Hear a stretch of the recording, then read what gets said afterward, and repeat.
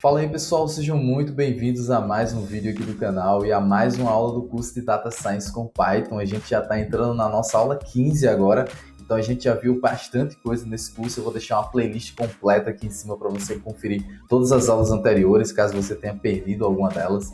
E mais do que isso, hoje a gente vai estar terminando o módulo 3 desse curso, tá? Então a gente vai estar terminando o módulo de pandas. Ainda tem algumas outras coisinhas, mas a gente vai vendo ao longo das próximas aulas, tá? Então, na próxima aula, a gente já vai entrar aí na parte de plotagem de gráficos utilizando Python na biblioteca do Matplotlib. Então, eu vou te explicar. Já tem vídeo aqui no canal sobre essa biblioteca, mas eu vou te explicar com bastante detalhes, tá? Então, espero que você esteja gostando do curso. Se você estiver gostando, não deixe de deixar o like aqui embaixo também, beleza? Para dar aquela força também para o canal. E hoje a gente vai ver, nessa aula 15 especificamente, como a gente faz para transformar o conteúdo que está contido dentro de uma coluna. Às vezes aquele conteúdo não vem da forma como você deseja e existe um método que você pode utilizar para aplicar uma função sobre aquela coluna. A gente vai ver esse método. Além disso, a gente vai ver o método Sort Values, que é um método para a gente ordenar os valores do nosso data frame, beleza? Então, sem mais delongas, vamos para o nosso conteúdo de hoje, beleza? Eu já estou aqui com o Jupyter Notebook aberto, tá? Então, como você pode ver, já tem aqui o título da nossa aula, que é o método Apply e ordenação de data frames. Então, o método Apply é justamente o método que eu comentei com você no início aí do vídeo, que vai fazer essa transformação nas colunas do nosso data frame. Então, vamos lá. A primeira coisa que eu vou fazer aqui é importar o pandas SPD e importar também o NumPy as NP, beleza? Não sei se está dando para você enxergar direitinho, vou aumentar só um pouco aqui para ver se fica um pouco melhor para você. E aí o que é que eu vou fazer? Eu vou carregar um DF aqui, usando a função readCSV, que é aquele mesmo data frame que a gente já está bem acostumado a utilizar, que é o do Titanic, beleza? Ó, Titanic Train é esse que eu vou utilizar especificamente, e eu vou dar um df.head aqui para você visualizar como é que ele está. Então, essa é a forma como ele se apresenta, tá? Então, essas são as colunas que a gente tem. E aí você pode observar que a gente tem, por exemplo, aqui a informação se o passageiro sobreviveu ou não, a gente tem a classe, a gente tem a idade, por exemplo, tá? Então a gente tem várias informações, algumas são categóricas, outras são numéricas. E o que é que a gente vai ver hoje especificamente? O método apply, tá? Primeiramente aí. Então, df.apply faz com que você consiga aplicar aí sobre o seu data frame uma função. Mas isso não vai acontecer para todo o seu data frame. Você precisa escolher uma coluna específica na qual você deseja realizar essa transformação, beleza? Então, esse método apply, ele é aplicado sobre uma coluna. Então, ó, eu escolho aqui qual é a coluna sobre a qual eu desejo aplicar essa transformação, tá? Então, vamos supor que eu escolha a coluna age, tá? Que é a coluna de idade. E aí, aqui como parâmetro, eu coloco o nomezinho de uma função que vai receber cada elemento da minha coluna. Então, preste bastante atenção nisso, porque isso é muito importante. Eu coloco apenas o nome da função, tá? Eu não coloco os parênteses da função, enfim, eu não coloco nada disso, eu só coloco o nome da função. E aí, ele vai pegar cada elemento da coluna. Olha só, a coluna que eu escolhi aqui foi a coluna age, então a coluna de idade. Ele vai pegar cada uma dessas idades que estão aqui, ó, no meu data frame, uma por uma, e vai aplicar o conteúdo, vai aplicar aquela função sobre esse conteúdo, ou seja, sobre cada idade. Tranquilo? Então, para te explicar isso de uma forma um pouco melhor, vamos fazer o seguinte, já que eu peguei essa coluna aqui de age, então eu vou aplicar uma função já pré-definida do Python. Então, dentro dessa biblioteca NumPy, se você assistiu aí os vídeos sobre NumPy, né, você deve ter visto que existe uma função dentro dele chamada sqrt, que aplica a raiz quadrada sobre um array, mas também aplica a raiz quadrada sobre uma constante, beleza? Então, se eu estou passando aqui, quando eu faço dfage.apply, cada idade como parâmetro para a função np.sqrt, ele vai calcular a raiz quadrada de cada idade das pessoas. É óbvio que isso aqui é só um exemplo didático, né? Não faz muito sentido, mas é só para você entender como funciona. Então, ó, quando eu coloco aqui para executar, você percebe que ele pega a raiz quadrada, por exemplo, de 22 dá 4,69, de 38 dá 6,16 e assim sucessivamente. Então, o que é que ele fez? Ele aplicou a função de raiz quadrada sobre cada elemento da coluna que eu especifiquei aqui, sobre a qual eu apliquei o método apply.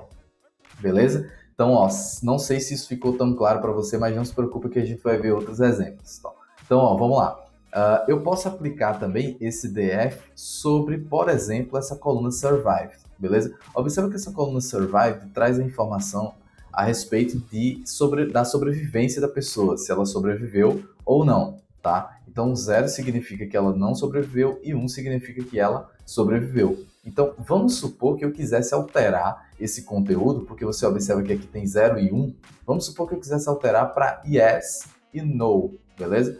A palavra mesmo, né? String, ao invés desse int que aparece aqui. Então, como é que eu poderia fazer isso? Eu venho aqui, df, coloco aqui survived, beleza?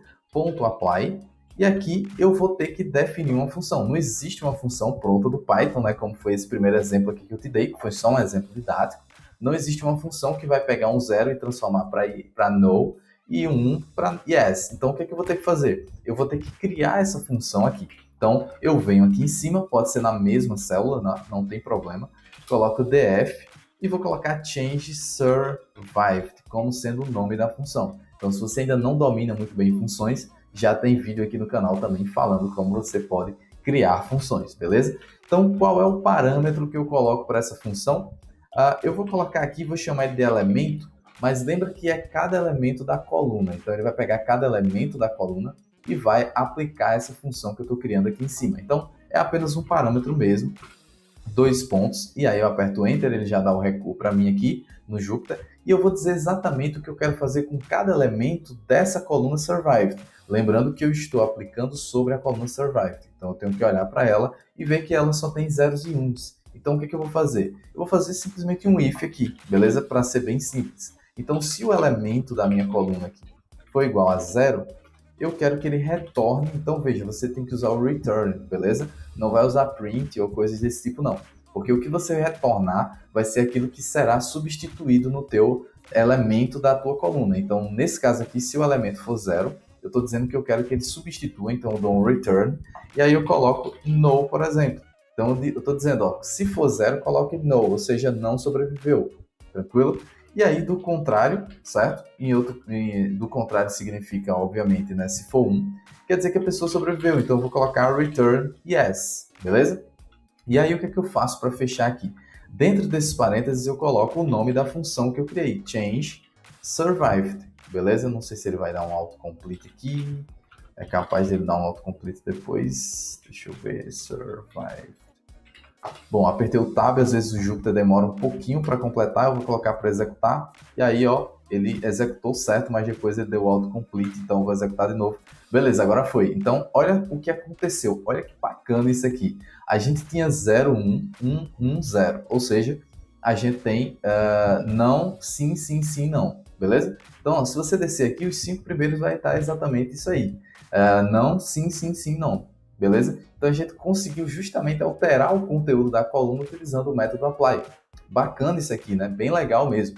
Uma outra coisa que a gente poderia fazer aqui, por exemplo, seria o seguinte. Observa que a gente tem essa coluna aqui fair, que tem justamente, digamos que a taxa, né, que a pessoa pagou para ingressar na embarcação. Muito provavelmente essa taxa está em dólares, beleza? Mas a gente tem aqui um conteúdo que está em float, por exemplo. Então vamos supor, se eu vier aqui e colocar df fair ponto the type, né, por exemplo, a gente consegue ver o tipo dos elementos que estão nessa coluna, que é um float 64. Então a gente tem aqui float, beleza? Vamos supor que eu quisesse alterar o conteúdo dessa coluna aqui, que é um float, que está nesse formato aqui, para um valor em dólares. Então seria uma string que começa com o símbolo do dólar e tem o valor aí que a pessoa pagou, beleza? Ou seja, esse próprio valor que está aqui. Como é que a gente poderia fazer isso? Eu vou te dar mais esse exemplo para ver se fica mais claro mesmo, tá? Porque esse método aqui ele é muito legal e ele é muito importante. Então, primeiro eu vou aplicar aqui, né? Eu vou fazer logo o df fair, beleza? E aí eu coloco ponto .apply.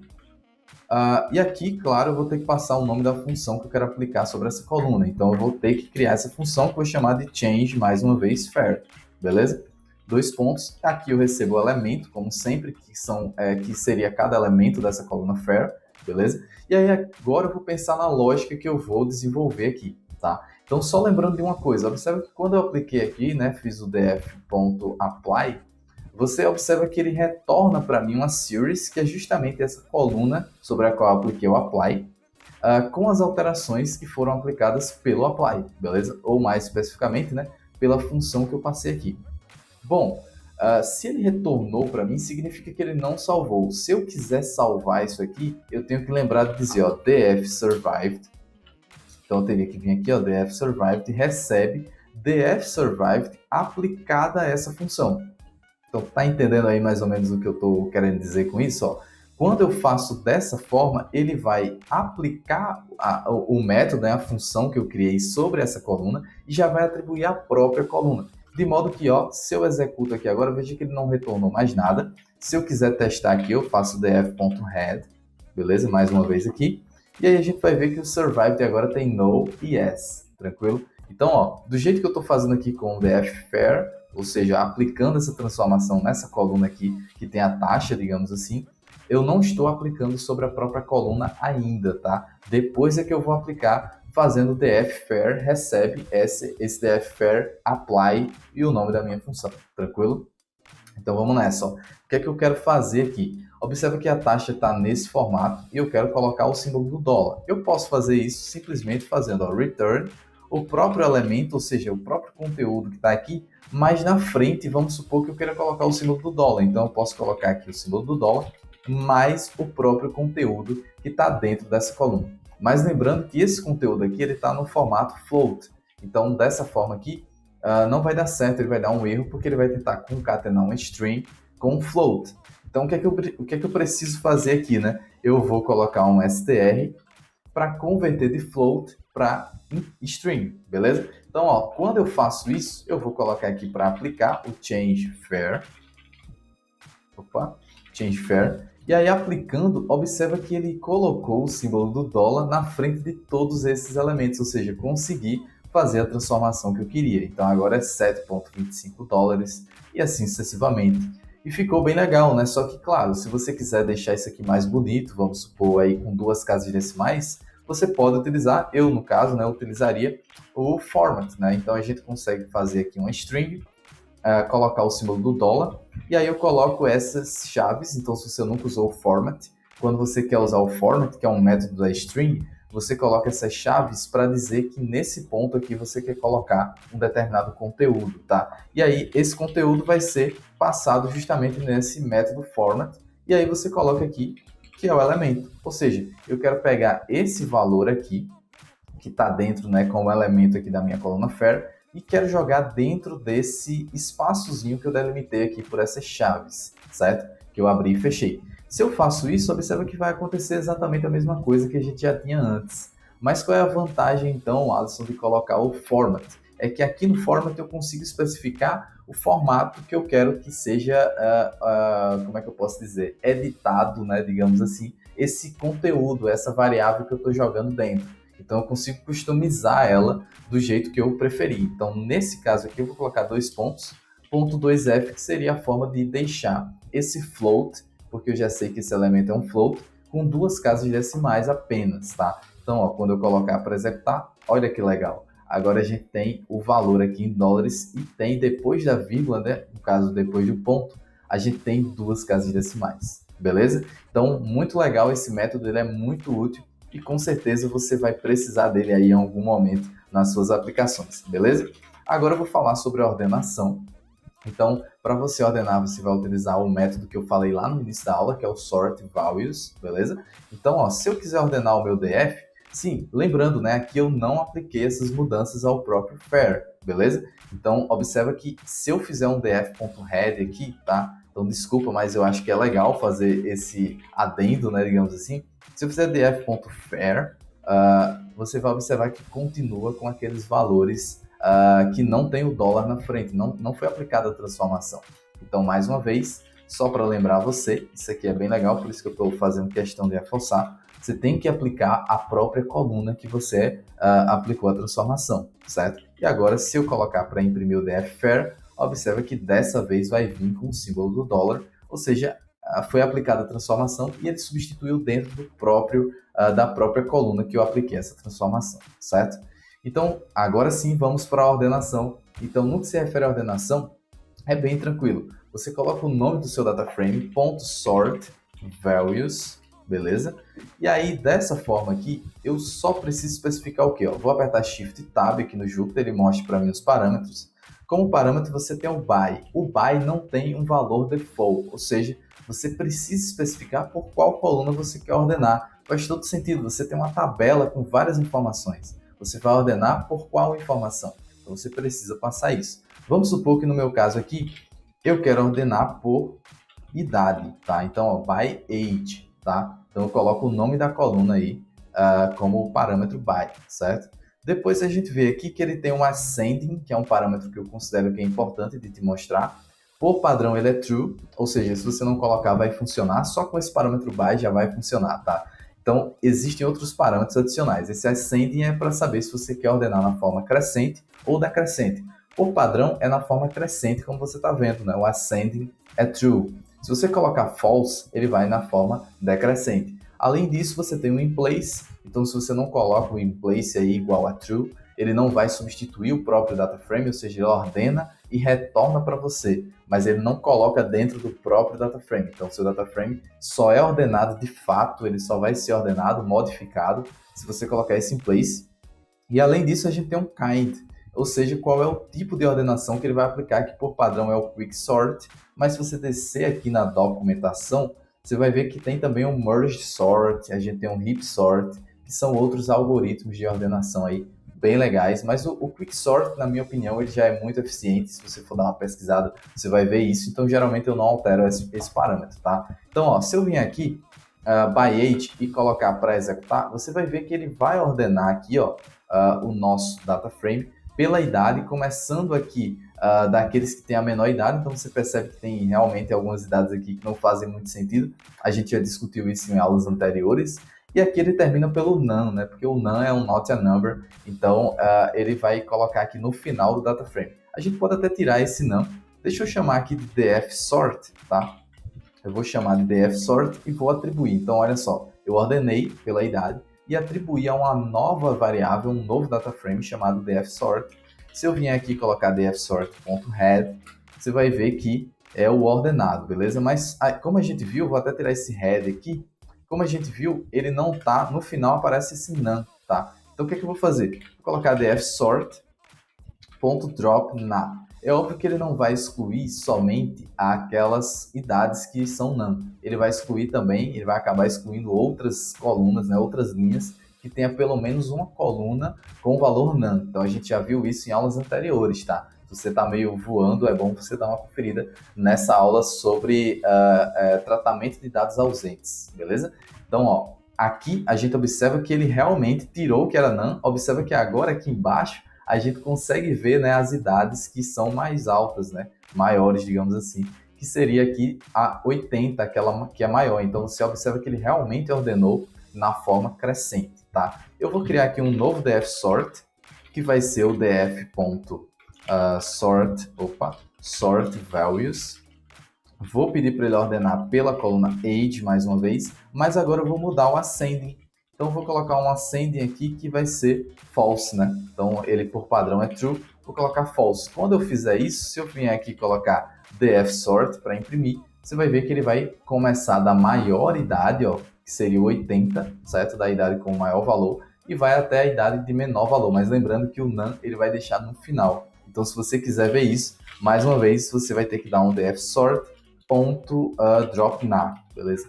Quando você faz, aí agora você consegue ver que ele realmente foi da maior para a menor. Lembrando que você pode alterar alguns outros parâmetros, né? Como a gente falou, que seria, por exemplo, o kind.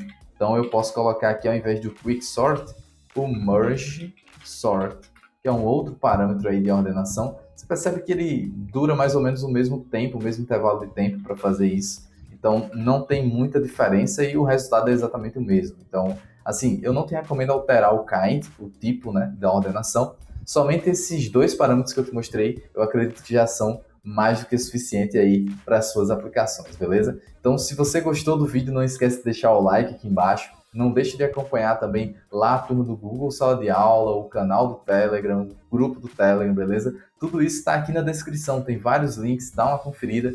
E não deixe de dar o teu apoio ao canal aí com esse like e se inscrevendo para acompanhar as próximas aulas e os próximos conteúdos, beleza? Então, valeu, muito obrigado e eu te vejo então no nosso próximo vídeo. Até lá!